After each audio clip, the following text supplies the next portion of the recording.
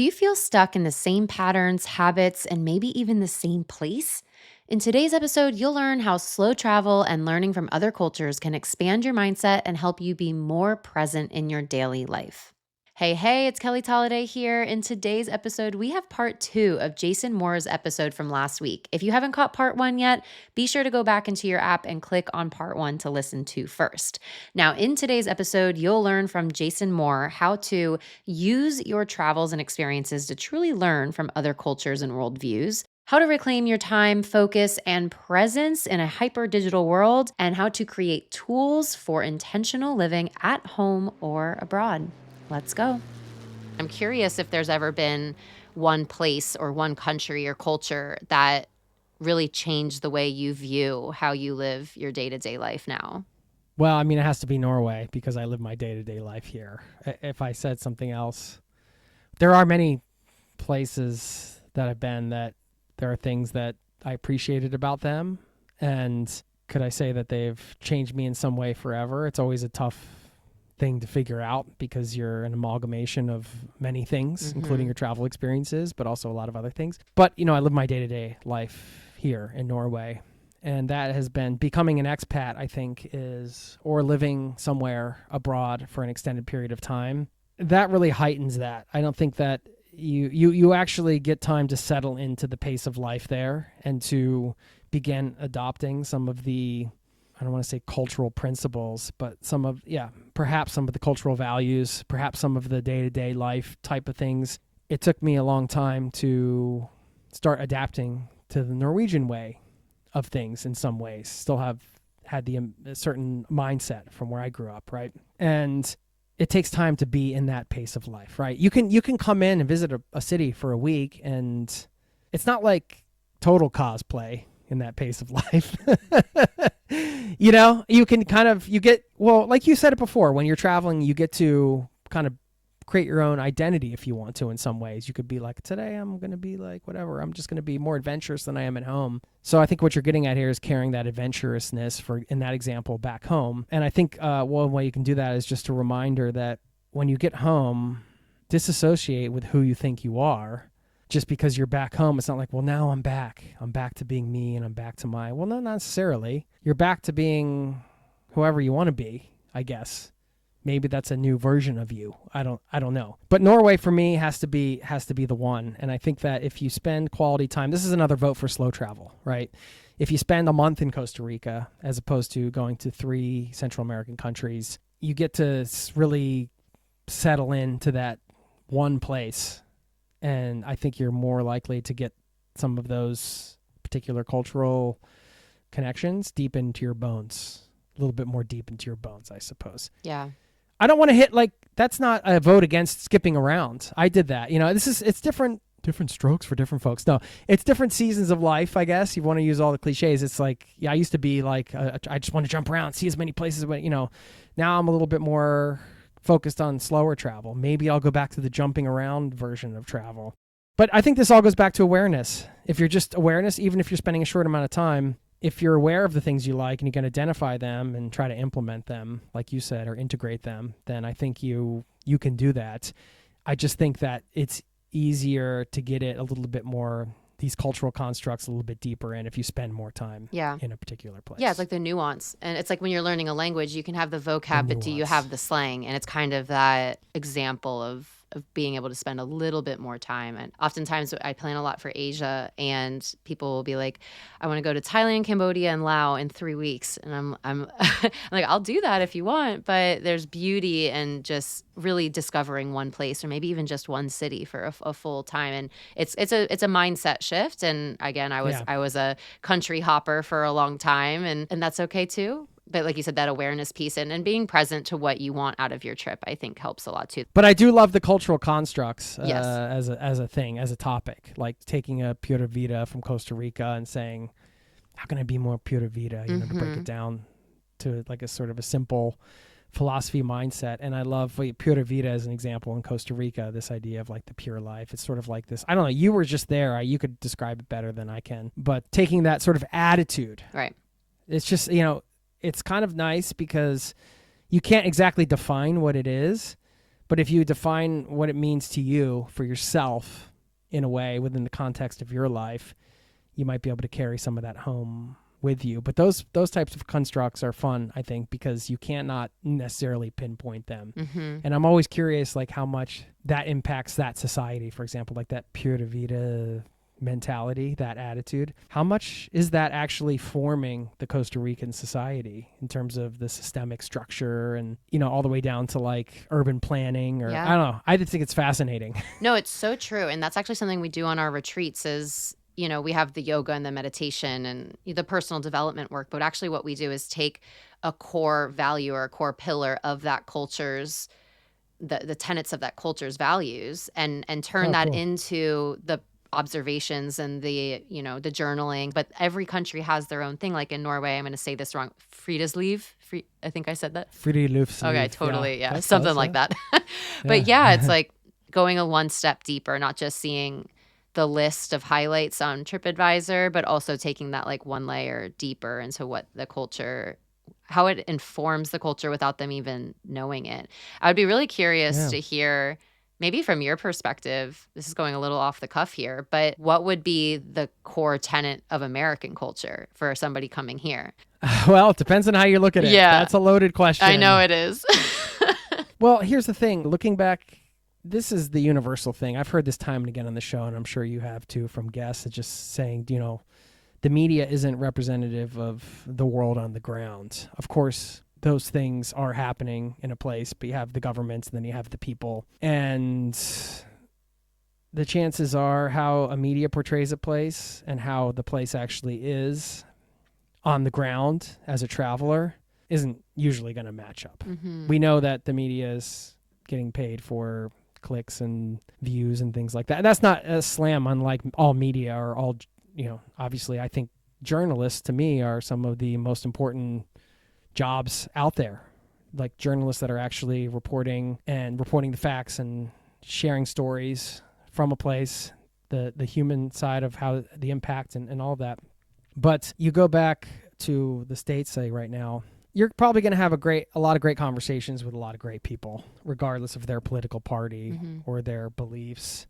When you're one-on-one with people, Americans are just generally some of the more friendly people. They'll chat you up. You can be buying a Snickers bar at the gas station, and like 3 minutes later, you've heard like the cashier's life story. Yep. They'll open up, and I love that about America. I love the friendliness and sort of the openness and that side of it. But there's some other cultural elements that I don't particularly appreciate, and I don't know if other people don't appreciate as well. Maybe the some of the materialistic or consumeristic kind of stuff, around some of the cultural values or that individualism, I think is a good thing and it serves me, but it's only good up to a certain point. So this is one of the stark contrasts between Norway and America, as you have a very individualistic society. It's sort of like, because it has to be for individuals. And that's more than just healthcare. It's a mentality around everybody should have equal access to, the same level of education and things like that. And the U.S. just isn't, that's just not the mentality, generally speaking. I'm not saying some people don't think that way. But when you have a big society like that, that's very individualistic, it makes it super interesting. And this is a whole other podcast, isn't it? Yeah. It's just like, it's very interesting to travel around because everybody's living such different lives in some ways with sort of different principles and jobs and things. But at the same time, if you go everywhere, like you could almost be anywhere in every place. It looks all the same in a lot of places. Obviously, if you're at the Walmart in Arizona, you see the desert, so you're in Arizona or New Mexico or somewhere like that. But if you're at the Walmart in Columbus, Ohio, or the Walmart in Marietta, Georgia, or whatever, you can't really tell. If the helicopter dropped you off there, you wouldn't necessarily be able to know where you are. Yeah, homogenous. And so that's something that I was driving. We go down to the South Pacific in Costa Rica a lot, and you're driving down the Costanera, and it's like this highway, and you see the jungle, and then 6 hours later, I'm driving down I-95 and it's just like concrete and plazas. And I'm like, Yeah. these two worlds exist.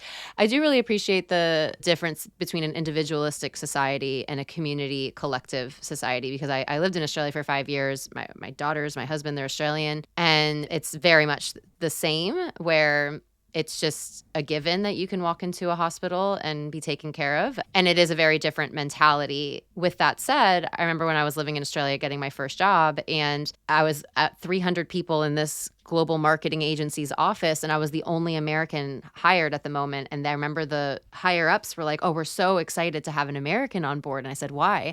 And they said this nicely. What I knew what they really meant, but they were like, "Oh, they just have so much tenacity and ambition." And I know that they just were saying that you're going to work really, really, really hard. Yeah. So, But you generally have to work hard in America. yeah, well, yeah, to exactly. make it happen. Exactly. For yourself. Again, back to there's not much systemic support. Yeah. It is a completely different podcast, and I would love to have you come on and talk about expat life and the differences between the two. Likewise. Summertime and the living's easy, especially when you have Best Day Brewing packed in your cooler. Just because you're not drinking alcohol doesn't mean you have to miss out on creating core memories this summer. Beach time, boat days, dips in the lake, and so much more. That's where Best Day Brewing comes in. Brewed in Northern California and crafted for the doers, the trailblazers, the summertime warriors, the adventurers. Yes, that's you. Best Day creates the perfect non-alcoholic beer for life's special moments. And better yet, you can earn $2 back via PayPal or Venmo when you purchase 1 pack of Best Day Brewing at participating retailers from now until July 30th. Check the link in the show notes for more info on the program. Cheers to your best summer yet. You do have a new project coming up, right? No, yeah, it's in the works. It's in the works. Now. Okay. I haven't totally announced it, but I can announce it here. Oh, that would be exciting. And it kind of goes back to a little bit about, literally the name is Helping Humans Being, right? And I'd love for you to share like what that means. And I think it does, for those that are listening from the US, actually does help a bit of what we're talking about being there for each other, but also being present for our lives. And I'd love for you to share that project. Yeah, well, you're probably more qualified for this project than I am, being a meditation yoga teacher, the wellness space and everything. No, yeah, Helping Humans Being is sort of my next project. And how it relates to travel, I think it does relate to travel, I think, quite a lot, because it's about that idea of being present, being more present, I would say. So what inspired it was 3 things. First of all, I was like, I'm like a scratch your own itch kind of entrepreneur. So this is like my own personal struggles with digital media technology, going from somebody who was just out in the world, doing this touring jobs, and basically how it's been has completely reversed. It used to be they gave us a computer. Let me just get this stupid report done and get off the computer as quickly as possible so I can go do something. And now it's just the complete opposite, right? On the computer most of the time, phone, computers, screens, all that stuff. And that's just, for better or worse. I mean, that has allowed me the flexibility to move to Norway with a business built in and travel around. And I'm sure a lot of people listening have either running location-independent businesses or maybe thinking about it or aspiring to it. But that comes with its own set of challenges, right?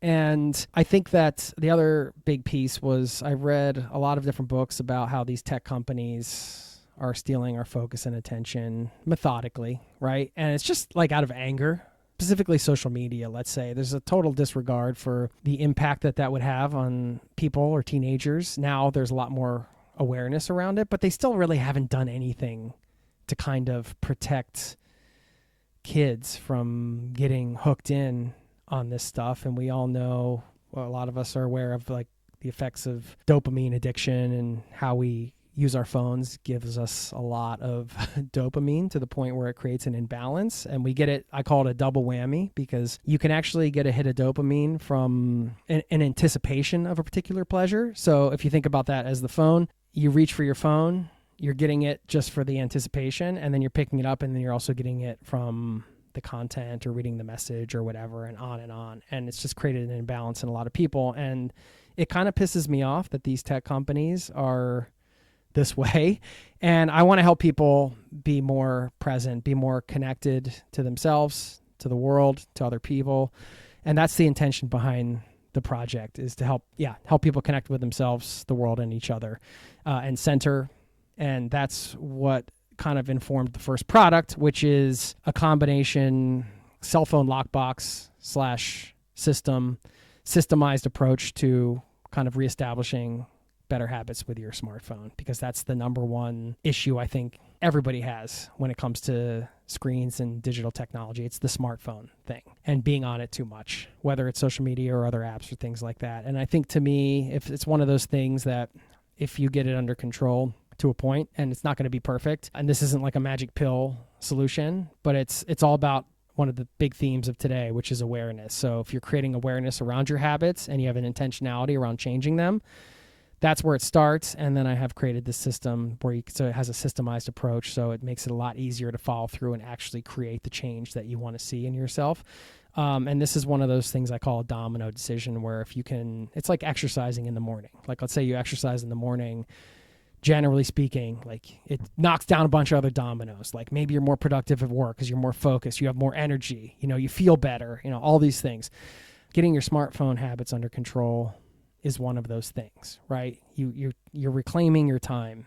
You're able to do more of what you love. You're able to be more present. You're able to focus more. You can actually decrease your anxiety. It's just like the list of benefits goes on and on and on just by doing this one thing. And so that's the problem that we're solving. I 100% agree with you. And we've probably done a lot of research, especially with this product coming out now. But the apps like Instagram, Facebook, they actually know when you're the most active on your phone. So they'll like almost hoard your notifications until they know that you're likely to spend the most amount of time on the app.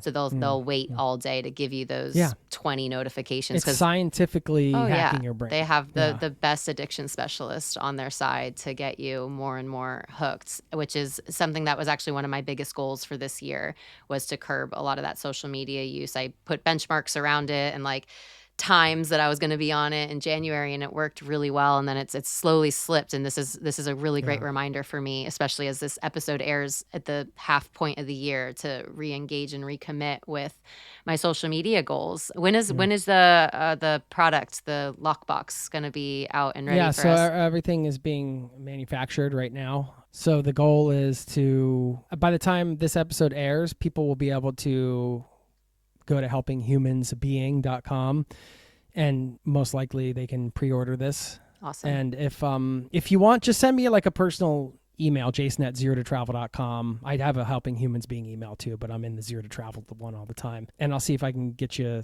some extra goodie on top of that, whether it's like a group call where we can like go through this material together or something like that, because we're going to do some pre-orders for sure, and you'll be able to see what it is and what the product is. So even if it's not actually out yet, it'll be close to out, and then you could pre-order it, and I'm going to do a discounted price for the pre-order that we'll never have as the price again, I'm sure, just because it will be something that we build over time. So if that sounds helpful, I mean, you could also, I would say, just as a call to action thing, if you sign up for my newsletter, zerototravel.com/newsletter, and that's ZERO to travel, if you don't mind putting in the show notes, it's free. And I keep everybody updated on not only travel goodies and podcasts and things like that, but we'll put out when this project is 100% live and all that good stuff too. Amazing. So, because, this is one of the things that we value about travel, is being present. I think that's one of the things people love it. I think that's why we get such a rush is of course the novelty of seeing in new places and learning and the cultural understanding, but it's also this idea that we're out in the world, we're present, we're like soaking it up in a different way than we do at home. And then we can go home and we can tend to slip into our bad habits again, I would say, our unhealthy habits around smartphone use and screen use and things like that. And so this is a fun way the lockbox actually removes the trigger, and then you have a simple daily practice, sort of like 5-minute journal style, like 5 minutes a day, where you can keep reinforcing your positive behaviors for yourself. And if you're just like questioning all this as you come out, I'll give you one specific thing to do. If you're just curious, you could just search like screen time calculator online, and you can find a couple good ones. And then just we're going to build our own, but we haven't built it yet. And just enter your screen time stuff and just be honest, and just see how many years of your life you'll lose, and then you'll be super motivated to Mm-hmm. make some changes. Yeah, the other thing is I have these kids that are coming of smartphone age in some years, and so I need to learn this stuff for myself anyway, for my kids, for myself, and I want to help others as well on this journey. So let's all help each other. Yeah, I love that so much, and it's something that I think a lot of us, especially like as you mentioned, especially with remote working, how it's a part of every hour of every day. And even with traveling, you say that travel keeps us present and you're in the moment, which is true when you are in the moment of an excursion or a hike or something. But oftentimes I find my social media use often goes up because I have a lot of Oh, downtime. really? Okay, yeah. So Right. that's something that because I'm like, oh, I'm just relaxing, but then my brain's trying to find a way to not relax, so it reaches for the phone. Yeah. So Okay, yeah. I think this could be a really great tool for that home travel integration that we spoke about as well, and bringing that all together. Yeah, that's cool. That's interesting to hear. I'd like to make a travel version actually is one of the next things. But it's, I want to be really transparent with this that it's not a magic pill, and anybody that sells anything like in this space, if they're not saying that, they're not being hmm honest because I mean, just try putting your phone in a drawer or something. You'll just build a new habit of opening the drawer and checking it, Yep. unless you're like putting it in some very inconvenient, which I would suggest people to do. Just go put it in like the most inconvenient place possible. That's like, obviously you can turn off notifications, airplane mode, and all that. But like, I would say if you want a practical thing, put it in just a very inconvenient place and during a time when you'd normally use it, but you don't really need it. And then just try to start it's called like a piggyback habit hack. I call it in the journal that comes with the lockbox. It's like make it a part of an existing habit chain. So if you like get home from dropping your kids off, or let's say you get home from work and then you sit down and then you look at your phone. Well, like do all the things like get home from work or whatever. You get home from work, you make yourself like a delicious smoothie, and then you sit down and you check your phone. Well, do the first two things. Like get home from work, make yourself a delicious smoothie, but then replace the phone checking thing with something else, hmm like connection time with your family. Like you're going to play a game with your kid, or it could be anything, you're going to like read a book that, and I know it's easier said than done, but putting your phone into a really inconvenient spot does help actually. Because if you have to really go out of your way to get it, you're more likely to not do that and then to start replacing that habit with the new thing. And then it becomes a new more positive habit. I But love you that. have to reinforce to yourself, this is the whole process. You have to have a strong why for yourself, and you have to be really motivated. But this isn't a magic bullet. Like, no matter what you do, you could do this and like you'll slip back. Like you mentioned, you did it and it was working. Then you slip back. My goal is to create something that, it gives you all the tools you need. So when you do have those inevitable like setbacks where you're like, oh, I'm falling into my old ways again, this isn't good, then you could just like, all right, well, I have this systemized approach where I can get back into it. And then the box, also the physical box, is like a physical manifestation of awareness, Mm. right? You're actually committing to yourself by getting something like this. You're like, I actually have a physical reminder staring at me in the face every day that I should be locking this away and not be, so there's a lot of psychology around that too. And I think that you create these triggers and rituals for yourself, then you're more likely to stay off of it for extended periods of time of your life, and you're going to get a lot more of your life back. And I'm passionate about it. That's what I want to help people do. Yeah, you can feel. I mean, I can hear it. I can hear the passion, and it's something that's it's so needed. And I'm really excited to see that roll out and how we can support you from the podcast. So as you mentioned, we'll put all the links to all the places in the show Yeah. notes. And I'd love to just leave the episode here with if there's just one thing. If there's one step that you would want someone to take, whether it's how to be more present at home or in traveling or just getting started with traveling, like what would be your one takeaway that you would want people to walk away with this episode? Well, let's do one phone one and one travel Okay, one let's do since we it. talked about it. For the phone one, I would say, and I just did this last weekend actually, I realized I was getting too involved with the news right now. Yeah. It's just too much. It became, all of a sudden it started feeling really heavy. And I was reading something where somebody was saying like, well, there is a term called, I don't want to go too long here, but there's something called evolutionary mismatch, which is basically this idea that, our brains are designed a certain way. We've been living our lives for millions of years in this certain way as humans. And now we have this flood of technology, and it's way more than our brains can actually handle, which is why all our behaviors have turned into what they have around the phones and the screens and constantly picking it up and everything. And that's because we haven't like caught up evolutionarily speaking to what we're facing. And so one thing you can do is to just take the thing that feels like heavy to you right now. For me, that was the news last weekend. And just say, I'm just not going to like actually check this for 48 hours. If that's Instagram or whatever it is for you, like just commit to not checking it for the weekend. And if you have friends you're communicating with through the app and blah, blah, blah, you can make all the excuses in the book, but just, contact them, say, hey, I'm not on the app this weekend. It is what it is. You either miss less is more sometimes, you either don't have the conversation or you're not in the group chat, whatever. Just take the weekend off from the thing and see how you feel. Give yourself a little, doesn't mean you have to like not use your phone at all or completely do a digital detox. Just pick the one thing that's been consuming the most time for you that doesn't feel good and just eliminate it for a couple days. Maybe it's not a weekend for you. Maybe it's a Monday and Tuesday if that's easier or whatever it is. And just see how you feel and just kind of try to ride that momentum afterwards. That's a simple thing that anybody can do.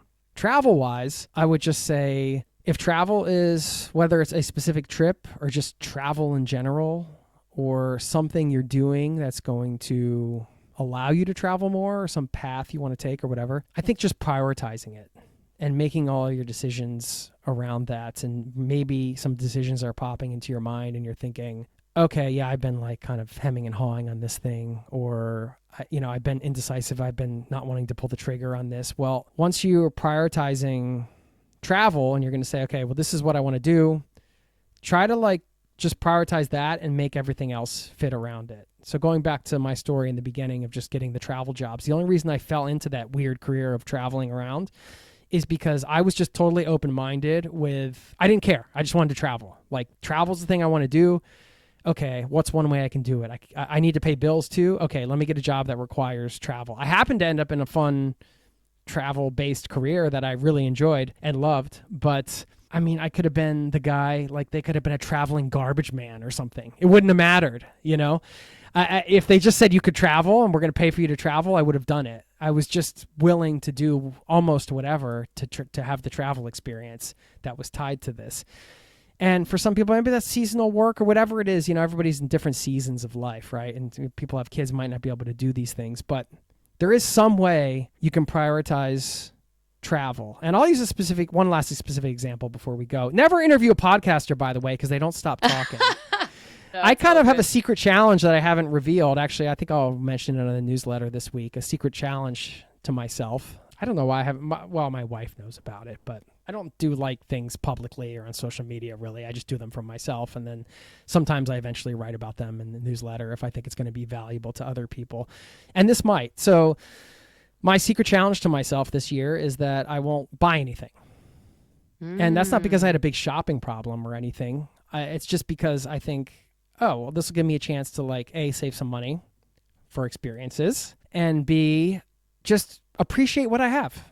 That's it. It's that simple. I have exceptions, of course. Like if all my underwear gets, I don't know, burned up in a fire or something, I can go buy new underwear. I could go, like, I'm not super strict about it. I'm not like, I'm thinking about buying a camping stove because that will be something that we can take when I go take the kids camping. Things like that are sort of going to be a thing that I can use for an experience. That's okay. I would maybe be open to buying something that fosters creativity. Like there is this small musical instrument thing that I had my eye on, but probably not. I think just I'm keeping it to like sort of the basics. Of course, food and, all that stuff.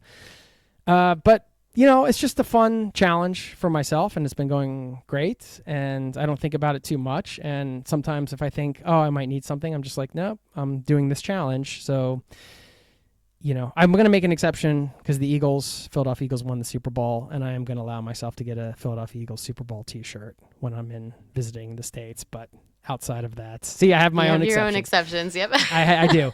But nothing big, nothing extreme, nothing crazy. And I think that anybody can create those types of challenges for themselves. And if that's something that motivates you to prioritize travel, do whatever it takes to prioritize it and to make the other pieces fit in around that. I think that can be a challenge to yourself. That can be booking a trip and then making everything else work. Cause like, all right, I have something on the books now. I have to figure out a dog sitter. I have to do this, that, and the other. You'll figure it out. So just prioritize the travel and figure everything else out step by step. I love it. And use Zero to Travel to help you get there from zero to travel.